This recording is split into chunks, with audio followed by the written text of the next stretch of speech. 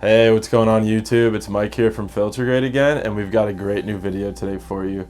Recently we bought the DJI Mini 4 Pro drone, and we've been having a ton of fun with it, flying it around, learning different shooting techniques, how to use it, enjoying the advanced battery life, which this drone has that a lot of other drones don't. And so today we're putting together a video for you on just the basics, how to get started, how to charge it, how to turn everything on, connect it, make sure you can fly safely, and ultimately get great footage. So let's get right into it. Alright, so now we're going to get into unboxing your drone once you get it. The first thing you'll find in the package is the drone itself. All you need to do for this is add a micro SD card into the back of it and screw on the wings. Those will come with the package, you'll find them, and you can attach them very easily. The next thing you'll want to do is make sure all the batteries are charged, and also make sure the RC controller is charged. You charge this separately, and that just controls your flying time and everything like that. The batteries themselves plug directly into the bottom of the drone, and that controls how long it can stay in the air. Other than that, the only other things you'll get are going to be some protective casing for your drone that you can put on while you're traveling, but you don't really need to do that necessarily as long as you have it very safe and secure. Now let's move on to setting up the DJI Mini 4 Pro. When you're first getting started, the number one thing you need is batteries. So charge those up. You'll put the charging dock, which is right here, into the wall. This uses USB-C charging, and it doesn't actually come with a physical wall plug. So use one of your Apple chargers or Android chargers or whatever wall plug you have that supports a C2C or A to C cable, and then your device will charge. C2C is going to charge it faster, so keep that in mind. Once you charge your battery, also turn on the RC controller, and this is going to allow you to connect the drone to the controller so you can fly safely and sync up your footage. Once you've powered on your aircraft, now we're going to connect it to your RC controller. First, unfold the front and rear aircraft arms. Make sure you're careful when you do this because they're pretty sensitive, and one of the two of the arms will fold down, and you don't want to pull them off, and they'll break very easily, so be careful. Second, you're going to remove the gimbal protector. This goes over the camera and the gimbal, and it just keeps it safe. Third, slide the battery into the back of your drone, and once you do that, you'll short press the aircraft power button and then long press it and kind of hold it, and when you hold it down, you'll see all four of those lights light up, and that's how you know the drone is on.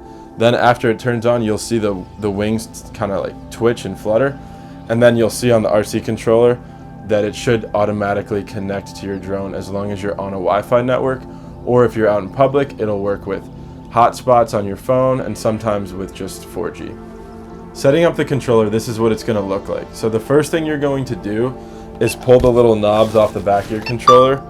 They're hidden behind neatly on this RC controller, so you can always store them and they won't get broken if you put it back in the package. But you just grab the left and right controller, put it on, and screw it in. It's pretty simple. I'm just doing that right now. And as soon as you finish attaching it, then you can start practicing with the different motions. Before you do that though, and before you connect to the drone, make sure your antennas are up. This will increase your signal when you're flying. There's been a few different times where I've been flying and I've lost signal or things like that, and if you're not careful, your drone truly could, fall, or other issues could occur. So always try to have the antennas up and make sure you're in a place where you can be as close, or at least as pointed towards your drone as possible. Once you do the antennas, the next thing you're going to do is play around a little bit with the joysticks. So the left joystick is going to focus on altitude and rotation. What that means is if you go up and down, it's going to literally go up and down the height of the drone. Rotation is left and right. So if you go left or right, the drone will spin in a 360-degree track. The right joystick is going to focus on forward, backward, and sideways movement. So if you're looking to get a shot of, let's say, coming into something like a house or a boat or an object, you're going to push forward. Same goes for pulling back. And if you like to get shots sideways, you move sideways with the controller. Once you start to get more advanced using this drone, which I'm still not quite there yet, it's taken me some time, we've only had it about 3 months, then you can combine your movements between your hands, have maybe the drone going up and forward at the same time, up and backward, all these different combinations, and that will help you get more cinematic shots and beautiful shots. And so in a future video, we're going to go over different advanced techniques, but we kind of have to learn them first, So there's a few things on the screen that you're going to want to focus on. The first simple one is recording. When you record, you're going to click the red button on the right side and you just tap it once. You'll hear a little sound, and then you'll know that it's recording, and you'll see a countdown timer, or you'll see a timer under the red record button that is going up based on how much time you've been filming. Next, you can see a few other things next to that where you can change the focus and the zoom. If you click the zoom button, you can go between 1, 2, and 3 times zoom, and then if you click the AF button, that's how you can change the different focus formats they have. I don't know what the other one is called, but it looks like they have AF or they have a landscape option. Outside of that, most of the other settings you're going to want to focus on before you take flight. These will be things like your resolution and your frame rate. I usually will shoot in 4K 30 frames. Sometimes you might want to shoot in 60, or if you want to lower it to 1080p, you can also do that if you want to save some space. The only other editing stuff I usually do is you can adjust the exposure and bump it up or down.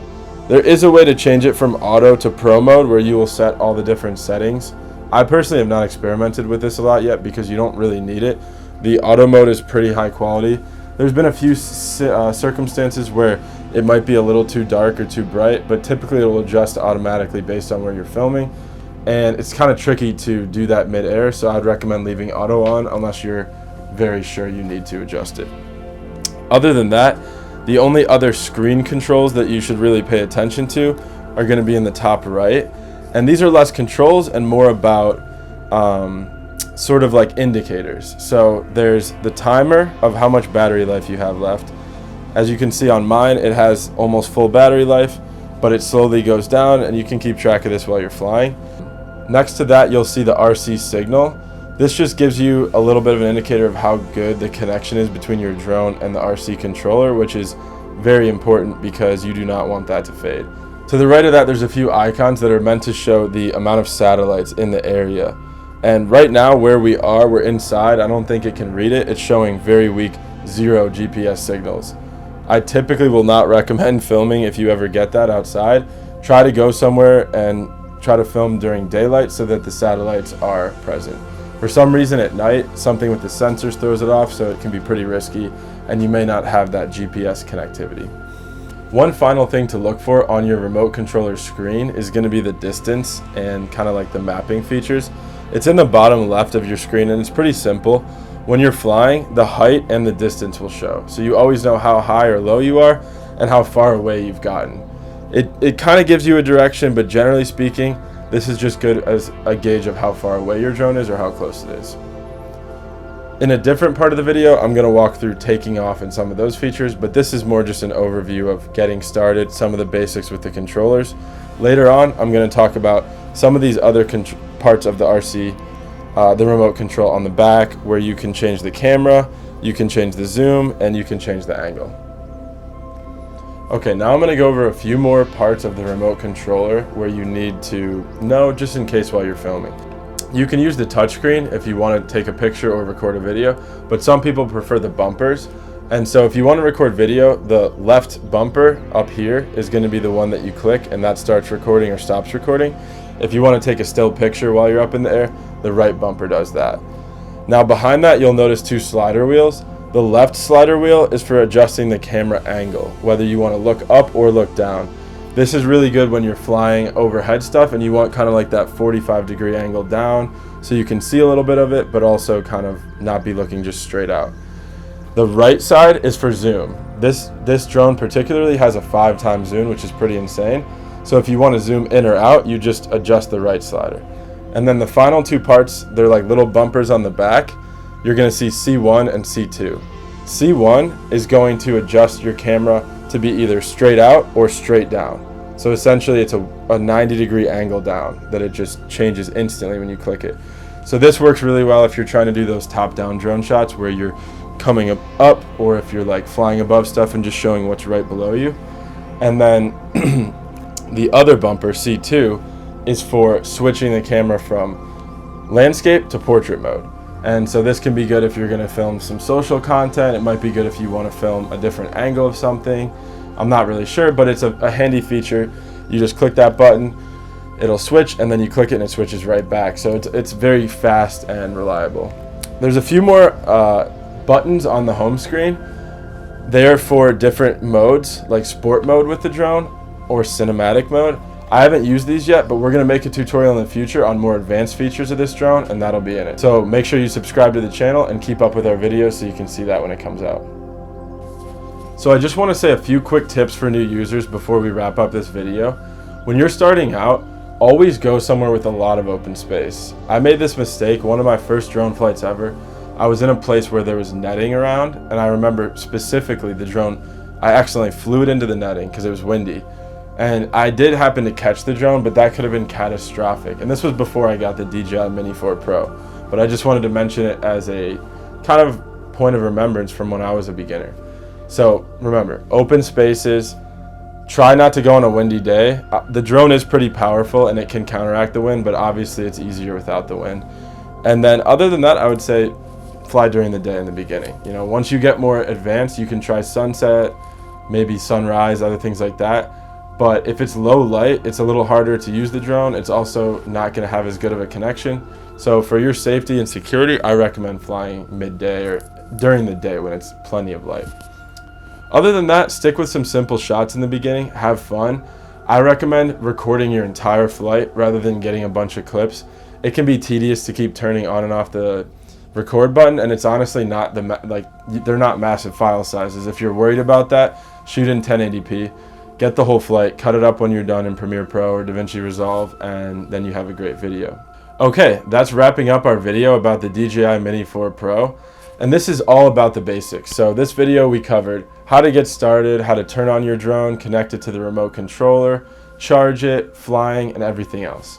In the next future video about the DJI Mini 4 Pro, we're gonna go over some more advanced things like cinematic flying, panoramas, sport mode, and a lot of other fun, cool features that you learn once you kind of dig it.